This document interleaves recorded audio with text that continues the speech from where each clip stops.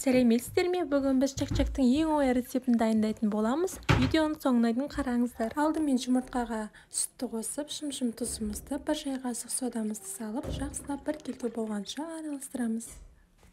150 грамм ұнымызды 3 бөлікке бөліп, аз-аздан салып отырып араластырып аламыз.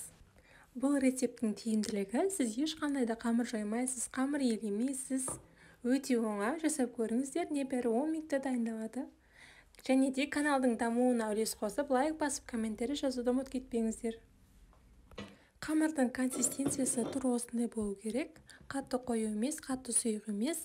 Дайын болған қамырды 15 минутқа бетін жауып қалдырып қоямыз. Оған дейін сироп дайындаймыз. Ол үшін 70 мл суға 150 грамм қантымызды салып, бір келкі болғанша араластырамыз.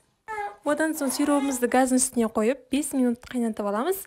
Сироптың консистенциясы осындай болу қажет. Қатты қою емес, қатты сұйық емес. Дәл осындай болу қажет. Манағы қамырымыз 15 минут тұрды. Осындай сұйылды және де аздап сарғайды.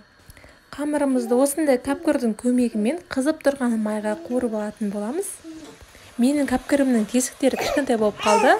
Негізінде кәпкірдің тесіктері үлкен болса, онда бір келкі әдемі ыңғайлы болып шығатын еді.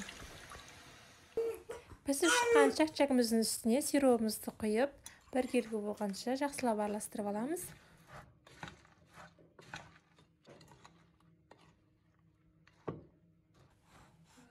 Дайын болған чак-чагыңызды кез келген өзіңіз қалаған форманың қалпына салып, өздеріңіз қалағанша сәндесеңіздер болады. Мен бетіне аздап мейіз септім.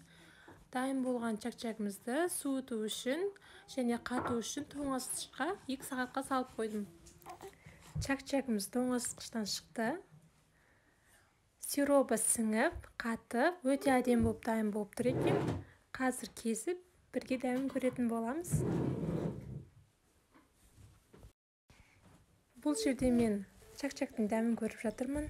Чак-чактың дәмі сондай нәзік, әдемі, өте дәмді болып шықты. Сіздер де ерінбей дайындап көріңіздер. Небәрі дайындауға 10 ғана минуттарыңыз кететін болады. Сау болыңыздар. Сіздермен бірге болған Ғайша Нұрбекқызы. Каналға тіркеліп, лайк басқандарыңыз үшін көп рахмет.